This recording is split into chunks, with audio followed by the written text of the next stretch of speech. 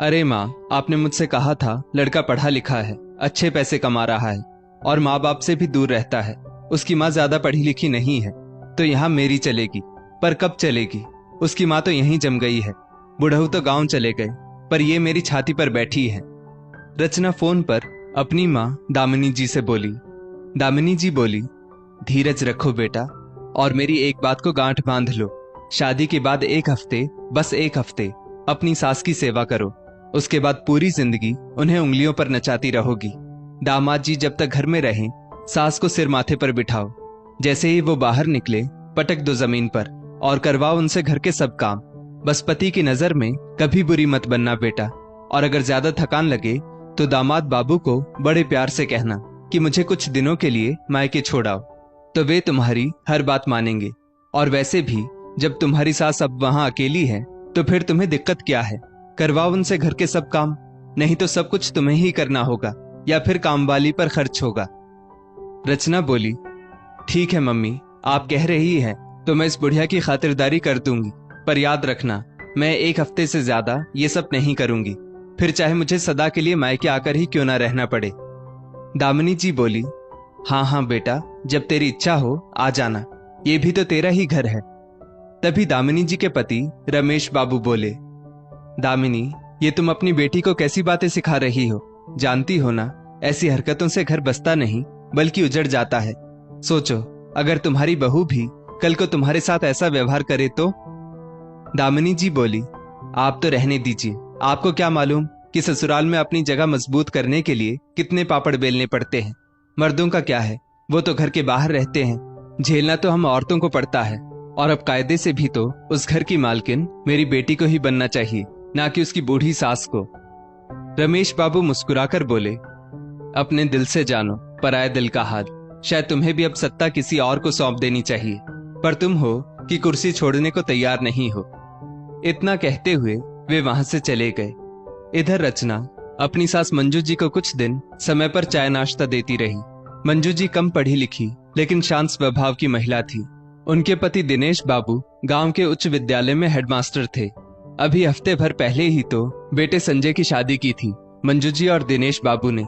बेटे ने जब बहुत जिद की तो माता पिता उसकी शादी के लिए शहर आ गए थे।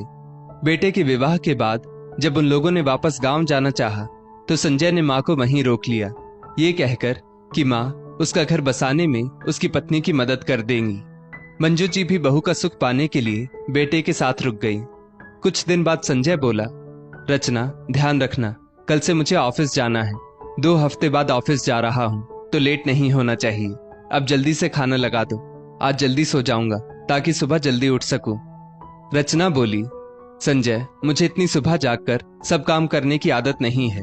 वहां मायके में तो मेरी माँ मुझे एक गिलास पानी तक के लिए उठने नहीं देती थी। और देखो, अभी तो मेरे हाथों की मेहंदी भी नहीं उतरी है। क्यों ना हम सेंटर से काम वाली बुला लें?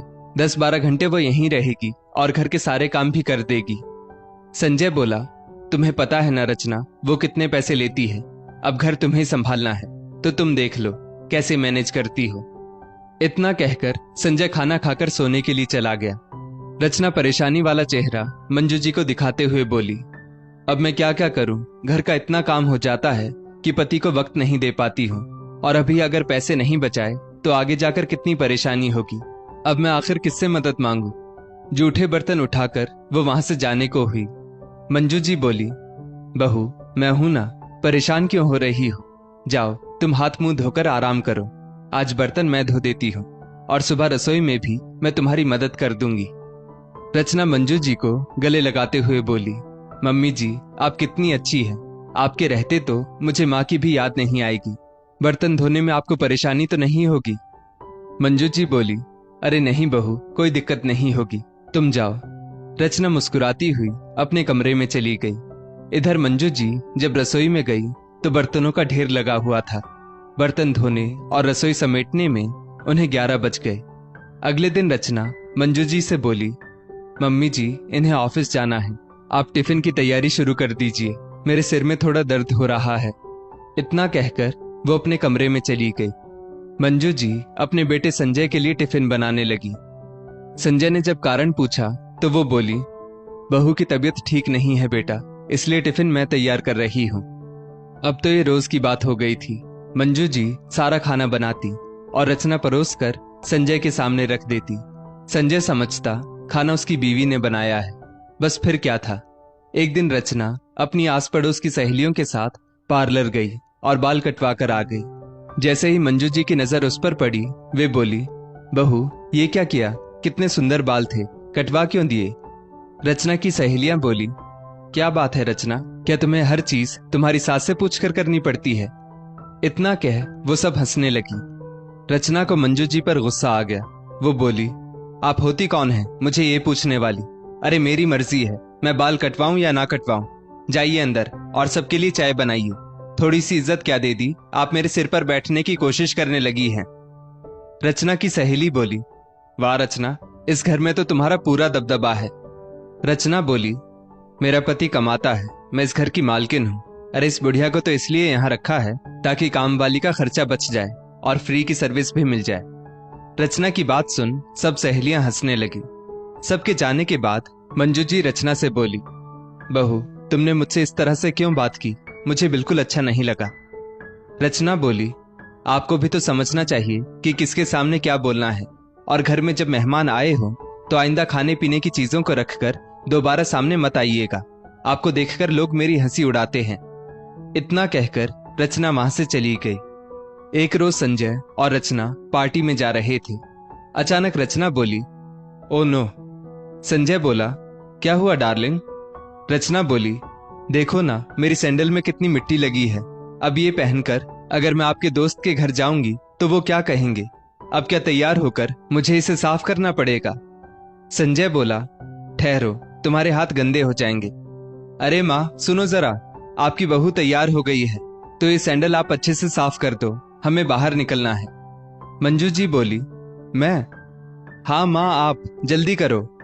मंजू जी बोली, हाँ हाँ क्यों नहीं बेटा, रुको मैं कपड़ा लेकर आती हूँ। रचना बोली, अरे मम्मी जी उसमें वक्त लग जाएगा, आप अपनी साड़ी के पल्लू से ही क्यों नहीं साफ कर देती हैं? संजय बोला, हाँ माँ कर दो जल्दी, लेट हो रहा है। मंजू जी की आंखों के कोर गीले हो गए।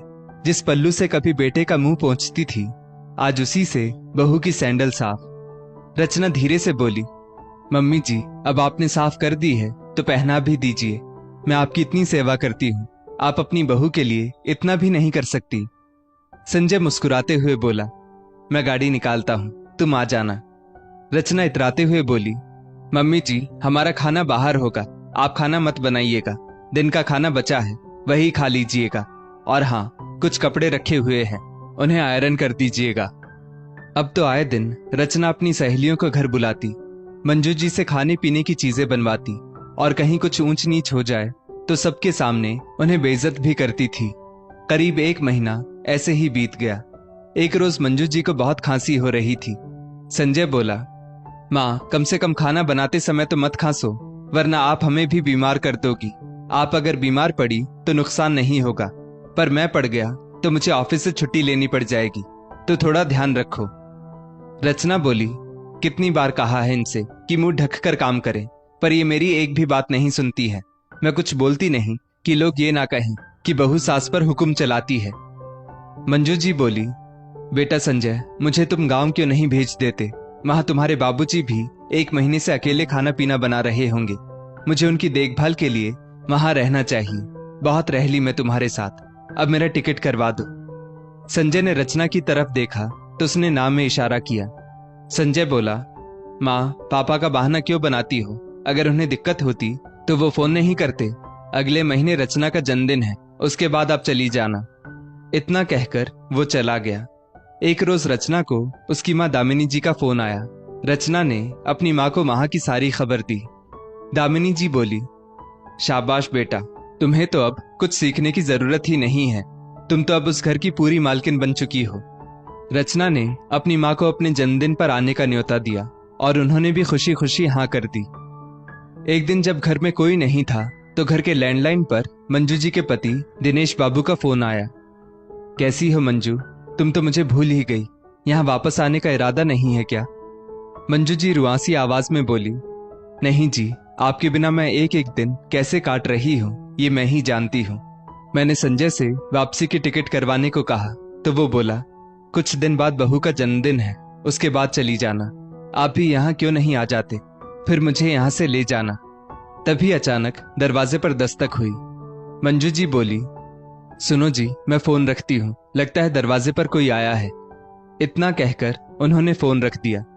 जैसे ही मंजू जी ने दरवाजा खोला, उनकी बहू रचना उन पर बरसते हुए बोली, इतनी देर क्यों लगी दरवाजा खोलने में? क्या कुछ खा रही थी या मेरी अलमारी खोल रही थी? बताइए। मंजू जी बोली, हे भगवान, बहू ये कैसी बातें कर रही हो? मैं भला तुम्हारी अलमारी क्यों खोलूंगी? और ये कोई वक्त है भला खाने का? मैं तो इनसे बात कर रही थी। रचना बोली, अच्छा तो बुढ़ापे में रोमांटिक बातें हो रही थी? थोड़ी तो शर्म किया करो।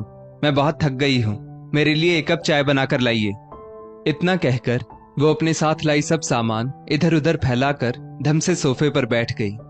मंजू जी चाय लेकर आई तो रचना बोली, ये सारा सामान मेरे कमरे में रख दीजिए, और हाँ, कुछ दिन बाद मेरे मम्मी पापा आने वाले हैं, तो आप अपना सामान स्टोर रूम में शिफ्ट कर लीजिए। अगर उनके रहने का अच्छे से इंतजाम नहीं होगा तो सोचिए आपके बेटे की ही बेइज्जती होगी। मंजू जी हंसकर बोली, हाँ हाँ क्यों नहीं बहू, मैं अपना सामान वहीं रख लूंगी। इतना कह उन्होंने सारा सामान उठाकर बहू के कमरे में रख दिया और फिर अपना सामान लेकर स्टोर रूम में गई। फिर उसे साफ कर एक किनारे में अपनी खाट बिछा ली। कुछ दिन बाद दामिनी जी वहां आई। दोनों माँ बेटी मिलकर मंजू जी पर हुक्म चलाती थी। जिस रोज पार्टी थी उस रोज मंजू जी नौकरों के साथ मिलकर खाना बना रही थी। मेहमानों के सामने आने से उन्हें मना किया गया था। थोड़ी देर बाद दामिनी जी रसोई में आकर बोली, क्या समधन जी, आपको ढंग का खाना भी नहीं बनाना आता?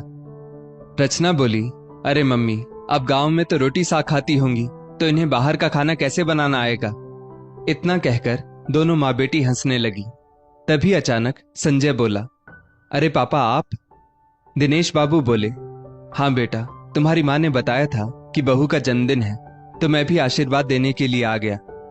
दिनेश बाबू की नजरें अपनी धर्मपत्नी को ढूंढ रही थी, पर वो उन्हें कहीं दिख नहीं रही थी। बेटा संजय, तुम्हारी माँ कहाँ है? संजय बोला, बाबूजी, माँ यहीं कहीं रसोई में होंगी। इतना कह संजय अपने दोस्तों में व्यस्त हो गया। और दिनेश बाबू जब रसोई के पास पहुंचे तो दामिनी जी कह रही थी, समधन जी, भूल से भी बाहर मेहमानों के पास मत जाइएगा। लोग सोचेंगे मेरी बेटी एक ढंग की काम वाली भी नहीं रख सकती है। आपके कपड़ों से इतनी बदबू आ रही है, पता नहीं रचना तुम इन्हें घर में बर्दाश्त कैसे करती हो। मंजू जी की आंखों से झरझर आंसू बहने लगे और रचना वहां खड़ी खड़ी हंस रही थी। इतने में दिनेश बाबू रोबदार आवाज में बोले, वो बदबू नहीं, अपने बच्चों के लिए की गई मेहनत की खुशबू है, पर आप कहां समझेंगी। दिनेश बाबू की आवाज सुनकर मंजू जी की आंखों में चमक आ गई। वो भागकर उनसे लिपट गई और बोली, आप आ गए, मुझे ले चलो यहां से, अब मैं एक पल भी यहां नहीं रह सकती। मंजू जी के आंसू रुकने का नाम नहीं ले रहे थे। मंजू, मेरे होते हुए तुम्हारी आंखों से आंसू बहे, ये मैं होने नहीं दूंगा। रचना के तो अब पसीने छूट रहे थे। तभी दामिनी जी बोली, देखो तो, शर्मलाज तो है ही नहीं, अपनी बहू के सामने अपने पति से लिपटी है। मंजू जी खुद को अलग करने लगी तो दिनेश बाबू बोले, क्यों, आप अपनी बेटी के घर आकर रह सकती हैं और मेरी पत्नी मेरे सीने से लगकर अपना दुखड़ा भी नहीं रो सकती। सबकी आवाज बाहर तक आ रही थी। संजय अंदर आया और बोला, ये क्या तमाशा लगा रखा है? मेहमान घर में है, और रचना जब माँ रसोई में है ही, तो तुम मेहमानों को छोड़कर रसोई में क्या कर रही हो? और बाबूजी, आप औरतों के बीच में क्या कर रहे हैं? जाइए उधर ससुर जी के साथ जाकर बैठिए। माँ, बाहर समोसे और पकौड़े कम हो गए हैं, लेकर आओ। क्या ये सब भी मुझे बताना पड़ेगा? रचना मुस्कुराने लगी, पर उसे नहीं मालूम था कि उसकी मुस्कुराहट क्षण भर की है। दिनेश बाबू का एक जोरदार तमाचा संजय को पड़ा। बेशरम, अपनी बीवी के सामने अपनी माँ का अपमान करता है। क्या तू ये भूल गया कि ये तेरी माँ है, कोई रसोइया नहीं जो तू इस पर हुक्म चला रहा है? तमाचे की गूंज ने सबको हिला दिया। हर कोई इस बारे में बात करने लगा। दिनेश बाबू बोले, खबरदार मंजू, जो तुमने अब कुछ भी काम किया तो चलो और अपना सामान समेटो, हम रात की गाड़ी से वापस चलेंगे। इतना कहकर वो मंजू जी का हाथ पकड़कर रसोई से निकल गए। संजय ने सबको हाथ जोड़कर वापस भेज दिया और चुपचाप शांत होकर बैठ गया। दामिनी जी बोली, हे भगवान, आज मेरी बेटी के लिए इतना बड़ा दिन था, उसे भी समधी जी ने बिगाड़ दिया। जवान बेटे पर भला कोई हाथ उठाता है? गांव के लोगों की यही बात मुझे अच्छी नहीं लगती है। शहर में आकर भी कुछ नहीं सीख पाते हैं। दामिनी जी के पति रमेश बाबू बोले, दामिनी चुप हो जाओ, ये इनके घर का मामला है। अपना घर तो तुमसे संभलता नहीं है और बेटी के घर के मामलों में हस्तक्षेप कर रही हो। दिनेश बाबू बोले, भाई साहब अब रोकने से क्या होगा? अगर आपने पहले इन्हें रोका होता तो आज मेरी पत्नी की ये हालत नहीं होती। दिनेश बाबू अपने बेटे बहू से बोले, तुम लोग लालच में इतने अंधे हो गए कि ये भूल गए ये तुम्हारी माँ है। और बहू तुमने 4 दिन मेरे सामने सास की सेवा कर दी, ये सोचकर कि जिंदगी भर उससे अपनी सेवा करवाओगी। याद रखो, मेरी पत्नी किसी पर बोझ नहीं है और ना आगे होगी। मैं नहीं भी रहूंगा तो भी इसके जीवन यापन का इंतजाम करके जाऊंगा, पर तुम जैसे बच्चों के भरोसे तो इसे अब कभी नहीं छोड़ूंगा। मंजू जी अपना छोटा सा झोला लेकर दिनेश बाबू के सामने खड़ी हो गई और बोली, गलती मेरी है जो मैं इन बच्चों के मुंह में आ गई। दिनेश बाबू बोले, नहीं मंजू, तुम तो अपने बेटे का घर बसाने आई थी, पर तुम्हारे बेटे ने उसकी लाज नहीं रखी। चलो अब चलते हैं। और तुम संजय, अब से मेरी संपत्ति पर तुम्हारा कोई अधिकार नहीं होगा। अच्छा हुआ जीते जी तुम लोगों की सच्चाई मेरे सामने आ गई, वरना मेरे जाने के बाद तो तुम इस भली औरत के साथ ना जाने क्या क्या करते। इतना कहकर वो दोनों निकल गए। दामिनी जी बोली, हे भगवान, ये क्या हो गया? अरे दामाद जी, रचना, जाओ उनके पैर पकड़ लो और उन्हें मना लो, कहीं सारी संपत्ति वो किसी को दान में ना दे दे। संजय बोला, मैं अपने पापा को जानता हूं, उनका निर्णय कोई नहीं बदल सकता। तभी दामिनी जी के मोबाइल पर उनकी बहू का फोन आया। दामिनी जी गुस्से में बोली, क्या है बहू, तुम्हें पता है ना कि मैं बेटी के घर पर आई हूं? उधर से बहू बोली, मम्मी जी मुझे भी कोई शौक नहीं है आप माँ बेटी के मामले में पड़ने का, क्योंकि आप माँ बेटी किसी का घर तो बसा नहीं सकती, हाँ उजाड़ जरूर सकती है। मैं बस आपको इतना बता रही हूँ कि आप लोगों का सामान मैंने बरामदे में रख दिया है और हम पूरे परिवार के साथ 15 दिन के लिए घूमने जा रहे हैं, तो अपना सामान लेकर आप लोग गांव चले जाइएगा, यहाँ लौटकर आने की कोई जरूरत नहीं है। इतना कहकर उसने फोन रख दिया। रमेश बाबू बोले, देख लिया दामिनी, जैसा बोओगी वैसा ही पाओगी। तुमने एक माँ का अपमान किया तो बदले में तुम्हें सजा तो मिलनी ही थी। चलो, मुझे तो गांव में भी कोई दिक्कत नहीं होगी, बस तुम कैसे रहोगी ये सोच लो। और रचना, तुम अपनी घर गृहस्थी खुद नहीं संभाल सकती थी क्या, जो अपनी माँ के कहने पर चलती आई? और दामाद बाबू, ये तो पराई थी, आपको अपने माँ बाप की तो इज्जत करनी चाहिए थी, इतना भी आपसे ना हो पाया, अब हाथ मलते रहो। इतना कहकर वो भी वहां से निकल गए। संजय सिर पकड़कर बैठ गया। दोस्तों, इस स्टोरी को लेकर आपकी क्या राय है नीचे कमेंट करके जरूर बताइएगा, और ऐसी ही और भी बेहतरीन वीडियोस के लिए हमारा पेज जरूर फॉलो करें। धन्यवाद।